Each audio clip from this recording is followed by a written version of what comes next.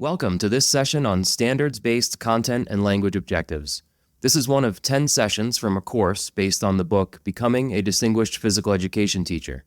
My name is Gary Zaharatos, and I'm excited that you've selected this session. I hope you find it helpful. Let's get started. This session utilizes a participant guide as a place for you to reflect on and capture your learning. There are also important links and resources in the guide, so please take a moment to navigate to the URL that you see on the screen, where you will be prompted to make your own personal copy of the participant guide.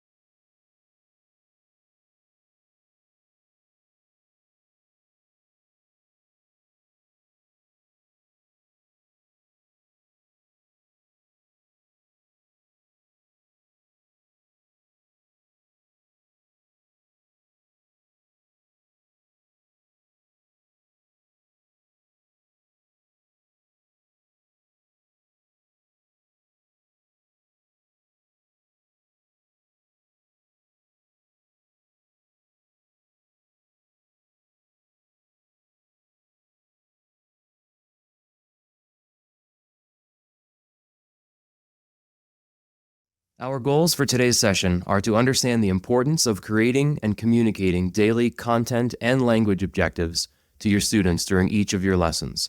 We'll also spend some time creating CLOs for upcoming lessons that you plan to teach, and we'll finish by discussing methods for how to effectively communicate content and language objectives in student-friendly language. You'll notice in the top right corner that this slide corresponds with page 2 in your participant guide. Take a moment to toggle between this presentation and your participant guide, where you will see our goals on slide 2. I'm going to be asking you to navigate back and forth between this presentation and your participant guide often, so pause the video if you need to and find a way to efficiently move back and forth between both resources. Some participants like to split their screen, while others would just prefer navigating between them when necessary. Find what is most comfortable for you.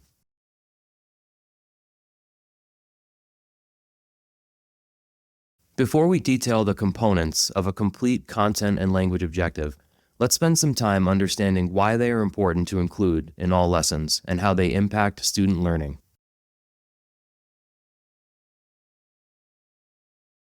The word content in content and language objective refers to the standard that you are teaching. The word language in CLO refers to the specific type of language that you want students to use as they articulate what they are learning in PE class today. This is very likely going to be new for most PE teachers, so let's describe the two main benefits for incorporating language objectives into your PE lessons. One is that while some students will be able to physically demonstrate their ability to meet the effective criteria for a specific skill or concept, others may struggle to do so, and by providing opportunities for students to articulate their learning through language, teachers can offer students multiple modalities for achieving and demonstrating success. The second is that by expecting more than just for students to get better at a physical skill or sweat and breathe heavy, having the expectation that students can articulate their standards-based learning helps legitimize physical education and differentiates it from recreational and recess programs.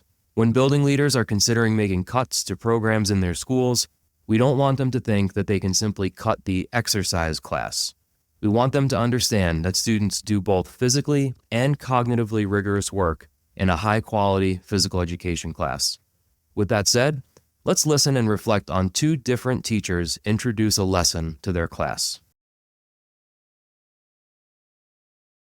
In this first example of a teacher introducing a lesson to a class of 5th grade students, I want you to think about the following scenario.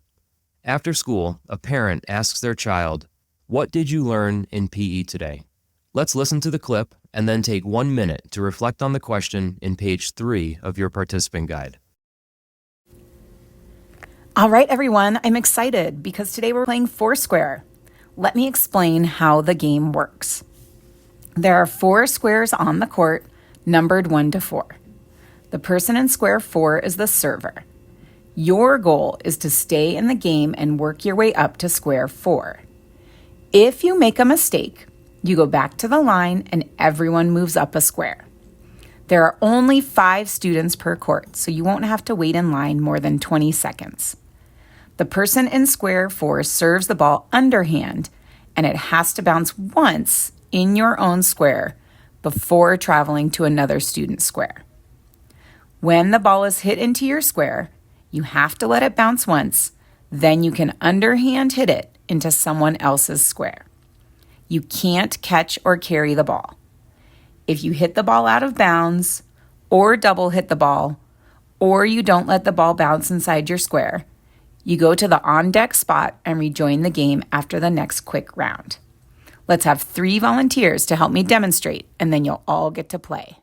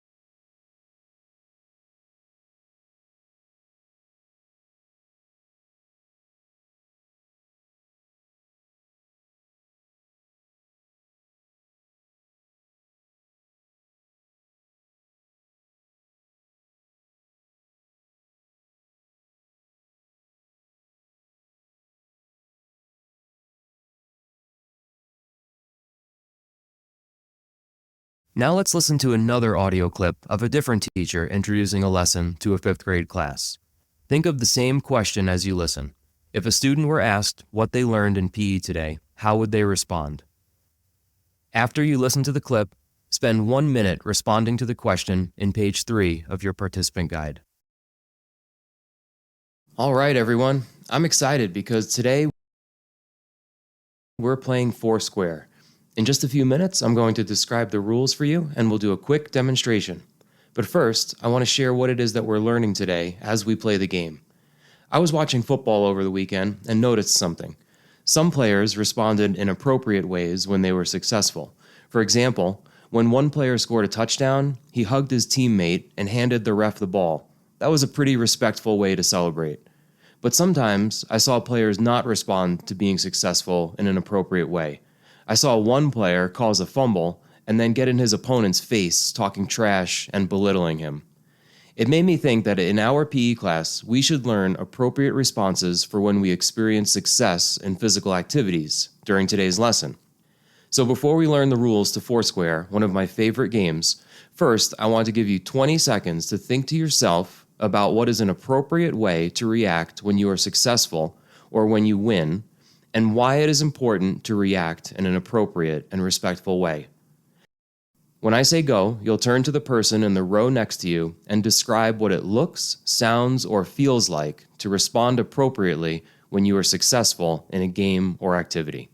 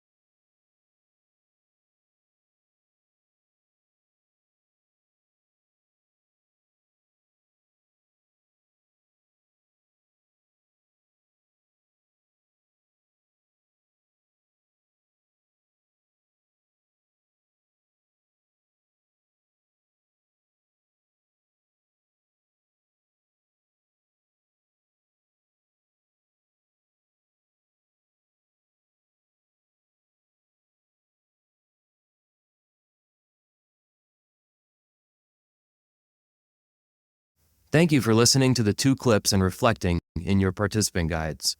You'll notice that in the first clip, students will answer the question, "What did you learn in PE class today?" by naming the activity that they played, Foursquare, and maybe stating a rule or two. In that lesson, there was no explicit standards-based content or language objective. Students were playing and working on some physical skills, but they weren't being asked to think about standards-based concepts or articulate their learning. In the second example, the teacher was very clear about what students were going to learn, and even told a story to hook students' attention, something we'll talk more about later. When this group of students is asked what they learned in PE today, they're likely to say that they learned appropriate ways to respond when they are successful or when they win, that they should always treat their teammates and opponents with respect and not gloat or put others down. Now that you've heard the difference between the two, take the next 2 minutes to reflect in page 4 of your participant guide on the impact that daily content and language objectives can have on your students' learning and on your PE program.